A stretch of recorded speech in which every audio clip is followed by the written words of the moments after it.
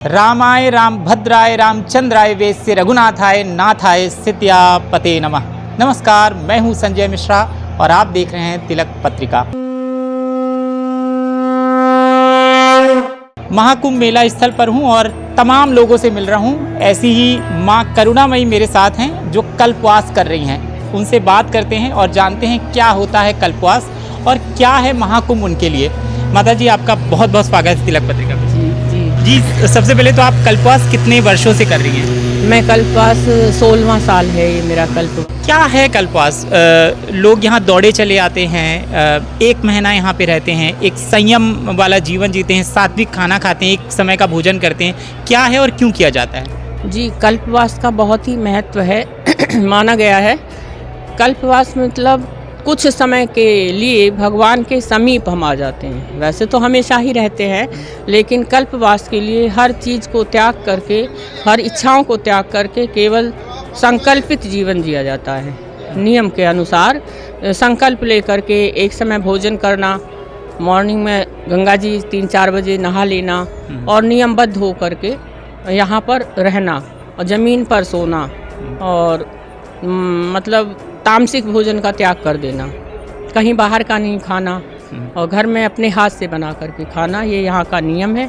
और इस नियम को पालन करने में कोई कठिनाई भी महसूस नहीं होती है, क्योंकि भगवान की असीम कृपा नियम को पालन करने में सहयोग करती है। और मैं तो ये जानती हूँ कि गंगा जी 3-4 बजे नहा लेने पर भी सर्दी जुकाम तक नहीं होता। परमात्मा हमारे साथ ही रहते हैं और जैसे पिता एक बच्चे को देखता है, उसी तरह से भगवान हम लोगों के साथ रह करके हमारी पूरी मदद करते हैं हर काम में। रात को भजन कीर्तन है, हर समय राम नाम, कृष्ण के भजन, राम के भजन हर समय कानों में ध्वनि पड़ती रहती है। इससे क्या है कि एक सात्विक वातावरण हर समय हमारे साथ रहता है और नियम से सब पालन करना पड़ता है।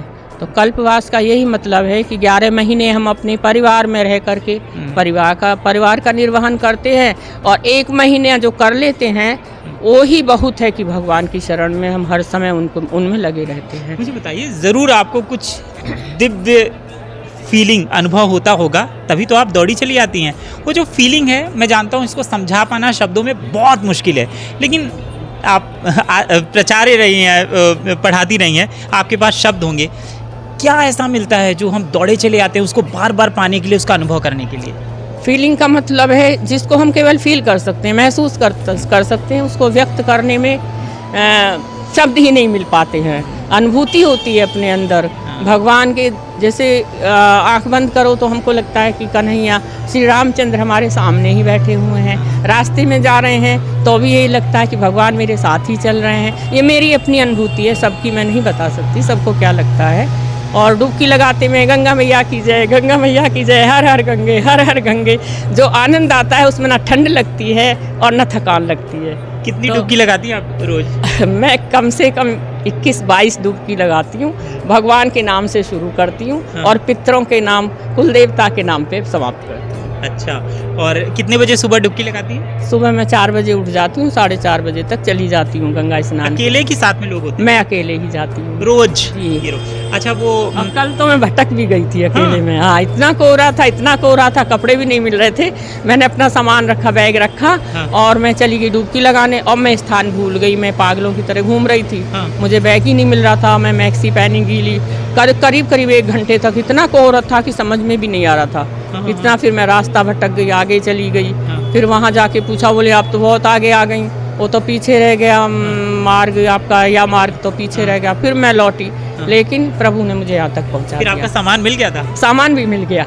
यहाँ से फिर मैंने बताया था, यहाँ से एक लड़का मेरे साथ किया, चलिए माता जी मिल जाएगा। मैंने कहा नहीं मिलेगा बेटा, इतनी भीड़ है कि आदमी को निकलना मुश्किल हो रहा था। गंगा जी पे भी इतनी भीड़ थी कि डुबकी लगाने में भी मतलब वो था, एहसास हो रहा था कि कहीं कुछ हो ना जाए। तो लेकिन वो लड़का गया, उसने जाती ढूंढ दिया, देखिए माता जी यही सामान है। हमने कहा यही सामान है। हे प्रभु, तुम तो बड़े दयालु हो, जो मेरा उतना समय जो है कष्ट में बीता था वो एकदम से सब खत्म हो। कल्पवास का फल मिल रहा है? कल्पवास का फल मुझे मिल गया। यही तो अनुभव है। जी, बस यही है, यही अनुभव है और क्या। सही बात है। कुछ नहीं है, ये मैंने अपना आपको अनुभव बताया हाँ। कि ऐसी ऐसी कृपा, उसकी अलौकिक कृपा होती है जिसको हम सोच भी नहीं सकते हैं। तो दिन में 2 बार गंगा स्नान होता है, शाम को भी होता है? वैसे तो 3 बार होता है, हाँ। लेकिन अब मेरी एज देखते हुए मैं खाली एक ही बार करती हूँ। एक बार करते हैं। शाम को वस्त्र बदल के मैं पूजा आरती करती हूँ। महाकुंभ क्या है आपके लिए? थोड़ा सा वैज्ञानिक उसमें भी, थोड़ा सा प्रैक्टिकली भी मुझे बताइए, जो यंग सरल भाषा में हमको समझना है। आप टीचर रही हैं, हमको थोड़ा सा टीचर वाली लैंग्वेज भी चाहिए। 11 महीने कल्पवास होता है, 12वें महीने में छठी साल में, सॉरी महीना नहीं, छठी साल में और 6 12 साल में और 6 साल में, 6 साल में अर्धकुंभ होता है और 12 साल में महाकुंभ होता है। महाकुंभ का मतलब ये है कि मतलब उसका महत्व भी बहुत ज़्यादा है। और समुद्र मंथन वाली कथा जो आती है कि महाकुंभ क्यों मनाया जाता है। कुंभ का मतलब होता है घड़ा। घड़े में जब देवता और दैत्यों में भगवान विष्णु जी ने नारी का रूप धर करके और अमृत कलश निकला था समुद्र मंथन के समय, एक तरफ देवता लोग खींच रहे थे रस्सी नाग की बना करके और मंथन कर रहे थे समुद्र का, तो उसमें से लक्ष्मी जी निकली कलश लेकर के। तो उस कलश के लिए उन सबको मालूम था कि अमृत कलश है, इसको जो भी पी लेगा इसके जल को वो अमर हो जाएगा। तो लेकिन देवता और दैत्यों में फिर खींचातानी होने लगी। देवताओं के सामने तो कोई भी नहीं जीत सकता है, कभी भी नहीं जीता, क्योंकि राम के सामने रावण तक हार गए। तो विजय हुई देवताओं ने, उसको जब छीना झपटी में जहाँ जहाँ पर वो बूंदें पड़ी कलश से अमृत की, वहीं पर 4 स्थानों पर कुंभ का मेला लगता है। क्यों, वो हमारे भारत में 4 जगह हैं, प्रयागराज और उज्जैन और नासिक और हरिद्वार। तो हर अलग अलग समय पर ये मेला लगता है, कुंभ का मेला।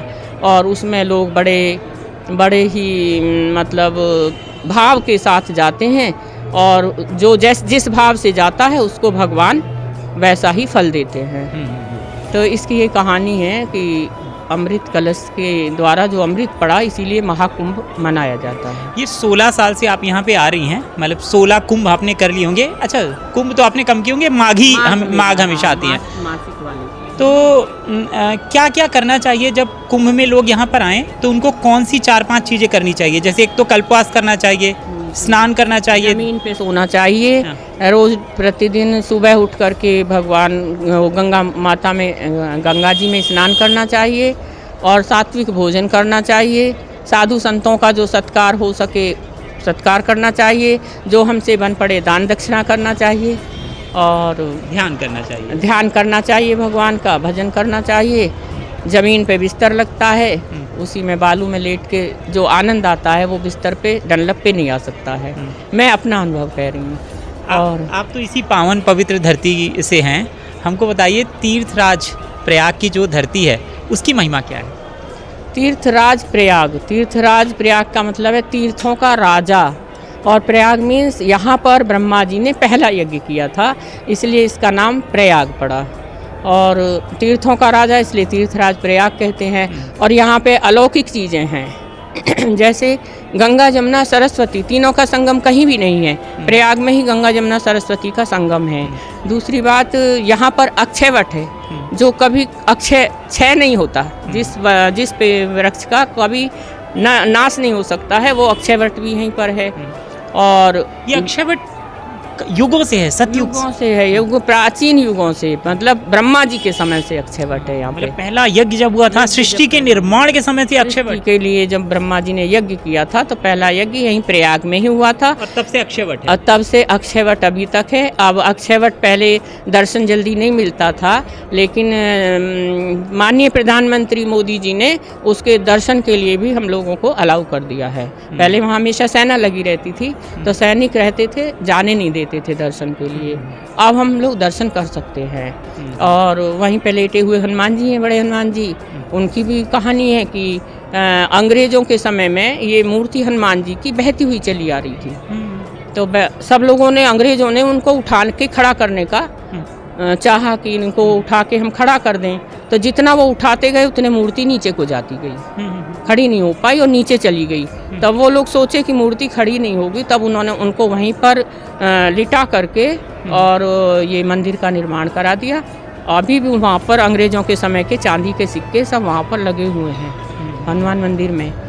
और फिर है वेणी और माधव, भारद्वाज आश्रम का भारद्वाज आश्रम भी प्रयाग में ही है। वेणी माधव हमारे नगर के प्रमुख देवता हैं, द्वादश माधव जिनमें वेणी माधव मुख्य हैं जो नगर देवता हैं। हम लोग कल्पवास करने आते हैं तो पहले मैं वेणी माधव के दर्शन करते हैं, बड़े हनुमान जी के दर्शन करते हैं और तब भारद्वाज आश्रम भी दर्शन करते हैं, तब हम लोग कल्पवास में आते हैं। और अभी जाएंगे तब भी हम तीनों जगह के दर्शन करके ही घर वापस जाएंगे। शक्तिपीठ भी है यहाँ पे शक्तिपीठ भी अलोपी शक्तिपीठ है, महाललिता देवी, महाललिता देवी कड़े की महारानी है वहाँ पे, शीतला माता, शीतला माता। तो शक्तिपीठ के लिए भी प्रयागराज प्रसिद्ध है। सनातन क्या है? सनातन तो जो बहुत समय से धर्म चला आ रहा है वो ही सनातन धर्म है, जो हम सनातनी हैं और सनातन धर्म का हम आदर करते हैं। और सनातन धर्म हमारे देश का बहुत बड़ा ही धर्म है, बाकी तो बहुत से धर्म हैं लेकिन सनातन ही प्रमुख धर्म है। आपने बहुत सुंदर उर्दूपूर्ण लगाया है। तिलक क्यों लगाना चाहिए, क्या महत्व है? तिलक लगाने से हम भगवान के दर्शन इसमें होते हैं और तिलक का महत्व है। जैसे अलग अलग संप्रदाय हैं तो अलग अलग संप्रदाय के तिलक भी हैं। कोई गोल बिंदी लगाता है, कोई दो रेखा खींच लेता है, कोई 3, जैसे हमने त्रिपुंड लगाया हुआ है। शंकर जी का ऐसे होता है कि रेखा खींच के 3 रेखा खींच के फिर बीच में बिंदी लग जाती है। ये हमारा जो तिलक है ये रामचंद्र जी का तिलक है और कहा जाता है कि राम लक्ष्मण सीता हमारे मस्तक पर हैं। इधर राम, इधर लक्ष्मण और बीच में सीता जी। और ये आसन में हनुमान जी। आसन सबसे पहले तो आसन ही देंगे। जब हमारे यहाँ अतिथि आते हैं तो हमने सबसे पहले आपको कुर्सी दी ना, तो उसी तरह से जब भगवान को हम बुला रहे हैं तो सबसे पहले आसन दिया जाता है। अच्छा, तिलक लगाते समय भी पहले यहाँ लगाना है? पहले यही आसन होता है उनका। जी। फिर राम जी को लगाना चाहिए, उसके बाद राम और लक्ष्मण और बाद में सीता जी। और कृष्ण संप्रदाय में, कृष्ण वालों में केवल दो होते हैं, राधा कृष्ण। अच्छा, तो राधा आसन लगाएंगे, एक इधर राधा इधर कृष्ण ऐसे करके। दया क्या है? दया परोपकार, ये सब दया है। दया ही तो धर्म का मूल है। बिना दया के तो धर्म चल ही नहीं सकता है। अधर्मी तो कोई दया कर ही नहीं सकता है। दयावान जो होगा वो धर्म प्रिय होगा। दान क्या है? दान से तो हाथ पवित्र होते हैं, धन पवित्र होता है। दाने न पानी न कंकड़े न, हाथ में सोना हम पहने ले रहते हैं लेकिन दान नहीं करेंगे तो वो भी बेकार है। तो दान की महत्ता यही है, दान देने से हमारा धन शुद्ध हो जाता है और उसे जोड़ते रहेंगे तो वो शुद्ध नहीं हो सकता है, उसमें अपवित्रता आ जाएगी, वो फलेगा नहीं। तो इसलिए 1 महीने का जो कल्पवास होता है इसमें लोग खुल के दान करते हैं, धन का दान करते हैं, अन्न का दान करते हैं, वस्त्र का दान करते हैं। तो उससे क्या होता है, अपना लोक परलोक पूरा सुधर जाता है ये लोगों की। आप भी खूब छिड़क के आती होंगी सुबह? हम भी दे जाते हैं, पंडा को देते हैं दान और अपने मन से जो हमसे बन पड़ता है उतना हम करके आते हैं, चरण स्पर्श करते हैं पंडित के। उसके बाद फिर हम आगे बढ़ते हैं और थोड़ा सा तिलक यहाँ पे लगा लेते हैं, फिर घर आके अपना पूरा करते हैं। पाप क्या है? पाप धर्म का मूल है। कैसे? अधर्म का मूल, अधर्म है पाप करना।